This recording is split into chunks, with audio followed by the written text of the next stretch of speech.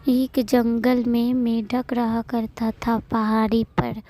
वो बहुत ही बड़ा विशाल था। उसे कोई बात नहीं करता था। वो सोच रहा था कि मैं एक दिन बाहर जाके देखूं कि क्या है इस बाहर की दुनिया में। वो कभी बाहर नहीं आया था। उसी पहाड़ पर वो अकेला ही रहा करता था। जब उसे सूझा तो वो बाहर गया और जाते जाते कुछ दूर गया तो देखा कि एक किसान और किसान गाना गाते हुए जाता है वहां से। अरे खरिहानी में जिंदगी को और तिहार।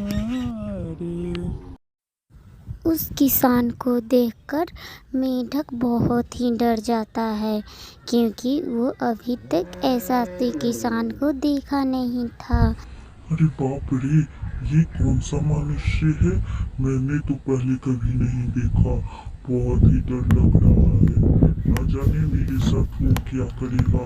इस पेड़ के पीछे छिप जाता हूँ मैं। फिर वो पेड़ के पीछे से देखता रहता है और किसान वहाँ से चला जाता है। फिर वो सोचकर थोड़े देर में बाहर निकल जाता है और फिर वो आगे की तरफ बढ़ता है। और वहाँ पे एक नदी था और नदी से एक पुल गुजर रहा था और पुल के ऊपर वो चढ़कर चला गया और उधर जाकर देखता है तो एक और थी औरत और उससे वो बातें करने लगता है। औरत बोलती है, अरे वाह, ये इतना बड़ा मेढक कहाँ से आया और इतना विशाल, बहुत ही भयानक है। ना जाने ये कहाँ से आया है। तब मेंढक बोलता है, देखो, मैं एक जंगल से जहाँ पे पहाड़ है, मैं वहाँ से आया हूँ। मैं अकेला ही रहता हूँ कई सालों से वहाँ पे। मुझे इधर इधर घूमने का मन किया तो मैं आया हूँ। तुम सब कौन सा प्राणी हो जो ऐसी हो, दो पैर पे खड़ी हो? बताओ हमको। हम इंसान हैं, हम लोग यहीं पे रहते हैं और हम लोग को बहुत ही सभ्यता से में रहते हैं। तुम अकेले इतने बड़े क्यों हो? तो फिर ऐसे कहकर वो खड़ी हो जाती है और चौंक के देखने लगती है। तब मेंढक बोलता है और कहता है कि तुम यहाँ क्या कर रही हो इस हालत में? तब बोलती है पुष्पा, मैं यहाँ जा रही हूँ अपने पति के पास। वो खेतों में काम कर रहे हैं शाम के खाना के लिए पैसा मांगने। मेरे पास कोई पैसा नहीं है, बच्चे सब भूखा है। अच्छा मेढक राज, तुम चलना चाहते हो मेरे साथ तो चलो, मैं तुमको लेके चलता हूँ। मैं अपने पति के पास देख रहा हूँ मेरे पति खेत में कैसे काम कर रहे हैं। ठीक है, चलोगे? तो मेंढक बोलता है, हाँ, मैं चलूँगा, चलो। फिर औरत सोचने लगती है, इतने बड़े मेढक को अगर मैंने अपने पति को दिखाया तो वो थोड़ी देर के लिए खुश तो हो जाएंगे। कभी नहीं देखे होंगे इतने बड़े मेढक। मैं तो इसे लेके चलूंगा ही। फिर वहाँ से मेंढक और औरत चल पड़ती है और जाते जाते देखती है कि उसका पति खेतों में काम कर रहा है और वहीं पे रुककर बोलती है कि सुनिए जी, इधर देखिए क्या आया है यहाँ पे मेरे साथ। बहुत ही बड़ा मेढक है, आकर आप एक बार देखिए तो सही। ये पहाड़ी इलाका से आया है, बहुत ही विशाल है। आइए एक बार देख लीजिए। इसके पास जादू भी है और ये बहुत शक्तिशाली भी है। एक बार देखते हैं इससे कुछ मांग कर। आप आइए, देख तो लीजिए एक बार। सुमन, तुम लग रही हो कि पागल हो गई हो। ऐसा कोई मेढक हो भी सकता है? तुम्हारा दिमाग खराब हो गया है। भूखे की वजह से मैं पैसा कमा कर ला तो रहा हूँ तुम्हारे लिए, तुम इतनी पागल हो जाओगी? अरे, इतना बड़ा मेढक, सच में? लेकिन ये जादू करता है या नहीं ये नहीं पता, पर इतना बड़ा मेढक कहाँ से आया है और तुमको कैसे मिला, ये बताओ मुझको। यही तो आपसे मैं बताना चाहती थी उस वक्त से, पर सुनते ही नहीं है आप मेरा। मेढक बोलता है। ये जो भी कह रही है सब का सब सच कह रही है। मुझ में इतनी शक्ति है कि मैं कुछ भी कर सकता हूँ। तब किसान क्या करता है, घुटने के बल बैठ जाता है और मेढक से गिड़गिड़ाकर मांगने लगता है कुछ। और मेढक भी उसे सुनता है और बोलता है, किसान। मेढक भैया, मुझे माफ कर दो। मैंने आपका चेहरा नहीं पहचान पाया। मुझे शक्ति से कुछ दे दो। मैं भूखी हूँ 2 दिन से और मेरे घर में कुछ नहीं है। मैं और मेरे पत्नी भी भूखी है। कुछ खाने के लिए दे दो। सुनो, मैं तुम्हें एक लाल रंग का थैला दूंगा, जिससे तुम जो भी मांगो तुम्हारा मनोकामना पूर्ण होगा। तुम अच्छे हो, तुम्हारी पत्नी भी अच्छी है, इसी कारण मैं दूंगा तुम्हें एक थैला जिसमें सोना चांदी से लदा हुआ होगा और उसमें से जो भी चीज मनोकामना के अनुसार मांगोगे वो पूर्ण होगा।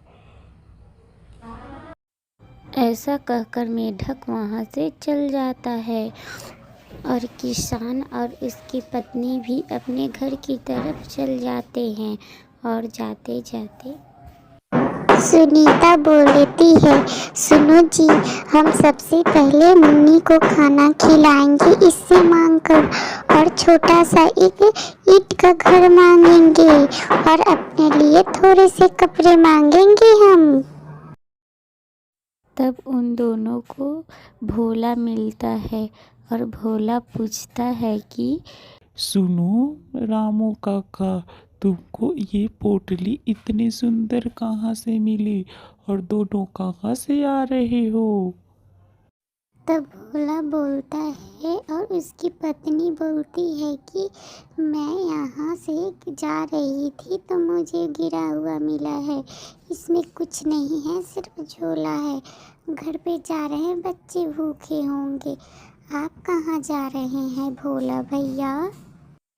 बस मैं इसी तरह घूम रहा हूँ। ठीक है, जाइए। ठीक है, हम लोग भी जा रहे हैं, हम लोगों का बच्चे इंतज़ार कर रहा होगा। और उस पोटली से वो दोनों खाना मांगकर और पकाकर पुष्पा सबको खिलाती है और खाना बनाकर सबको खा कर सो जाती है। पुष्पा बहुत खुश थी उस दिन।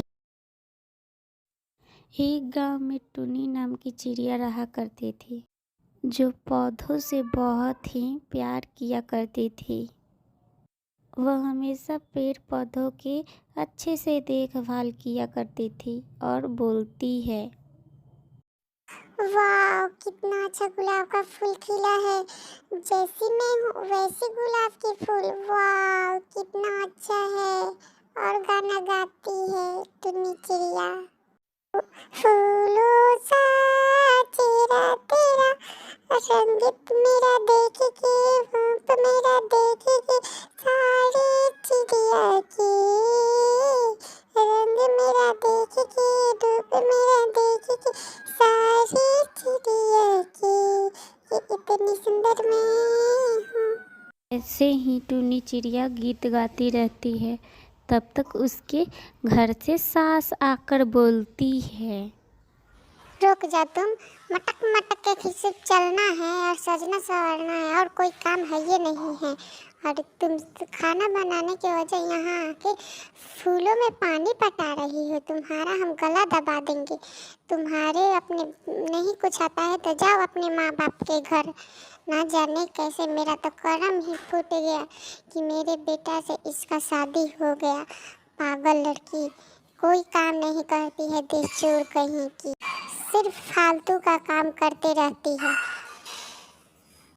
टुन्नी चिड़िया के ननद आती है और फिर बोलती है, हाँ माँ, ये इसका कोई संस्कार नहीं है।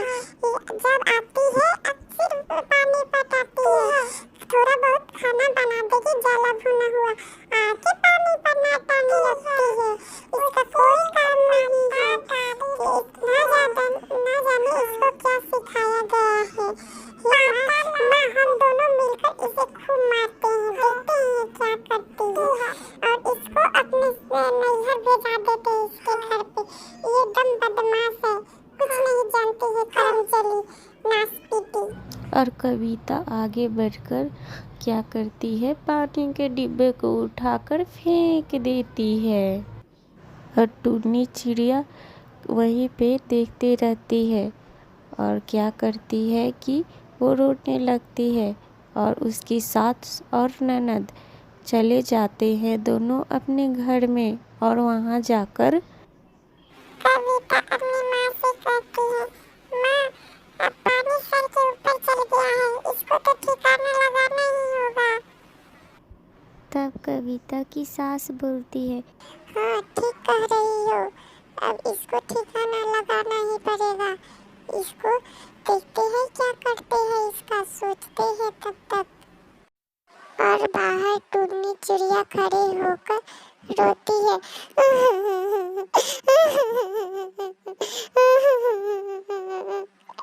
ना जाने मैं क्या करूं, माँ जी मुझसे क्यों गुस्सा रहती है।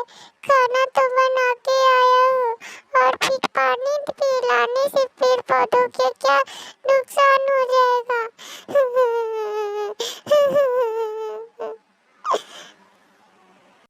टुन्नी चिड़िया की सास और ननद पलंग पर आके सो जाती है और दोनों सोचती है और बोलती है टुन्नी चिड़िया के ननद की, मामा मुझे एक तरकीब सूझी है।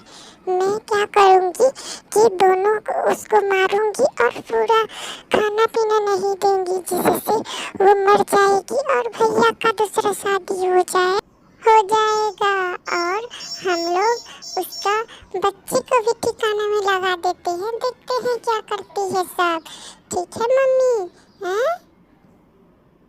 टुन्नी चिड़िया खाना बनाने चली जाती है और बनाते बनाते बोलती है, ना जाने मेरे किस्मत में भगवान ने क्या लिखा है। मैं दुख से भरी हूँ, सारा काम करते हुए भी अम्मा खुश नहीं रहती है। पता नहीं क्या होगा, मेरे एक बच्चा है उसका क्या होगा, मेरा कुछ हो जाएगा तो। टुनटुनी की सास ने अपने बेटे से मन्नू से कहकर उसे बहुत ही मार खिलवाती है और टुन्नू उसे बहुत ही मारता है। तुम मेरी माँ से जबान लड़ाती हो, कुछ आता जाता है ये नहीं है। मेरी माँ से जबान लगा दी, मेरी बहन से, अब तुमके मार मार के ख़त्म कर देंगे, समझ जाओ। हाँ भैया, हाँ मारो इसे, मारो। ये एकदम बेचोर है, दिन भर देखो तो पौधे में पानी पटाते रहती है। मारो भैया। बेटा मार मार के इसको आधा कर दो और इसको मार के अपने नैहर भेजा दो, बहुत खच्चर हो गई है। 1 रुपया दहेज नहीं लाई, उसके पर से खचराई करती है। पुष्पा अपने सामान और जेवर को लेके आती है अंदर और फिर अपने बाबूजी के पास जाती है और बोलती है, बाबूजी सुनिए, मैं जा रही हूँ और ये सारा गहना गुड़िया यहाँ रख दी हूँ और उसका इंतज़ार करिएगा, हम लोग आ जाएंगे। तुम कहाँ जा रही हो बेटी? और फिर वो पागलपन की तरह भागने मारने लगते हैं, थोड़े से गुस्से वाले रहते हैं। और फिर ऐसे ही लेकर दौड़ के जाती है, उसके पीछे देखती है कि सांप, और सांप को मार के हत्या कर देती है। और पूरा मोटा था सांप। और बाबूजी थोड़ा दिमाग से पागल रहते हैं। फिर वो जाकर बिस्तर पर लेट जाते हैं और बोलते हैं, सुनो बेटी, मुझे माफ़ कर दो, मैं तुमको मारने जा रहा था और तुमने हमको बचा लिया, हमें माफ़ कर दो बेटी। फिर बोलती है पुष्पा, ठीक है बाबूजी, ऐसा कुछ बात नहीं है। बच्चों को माफ़ी के लिए हाथ नहीं उठाना चाहिए, सिर्फ आशीर्वाद के लिए हाथ उठाना चाहिए। आप मेरे बड़े हैं और हम आपके छोटे हैं।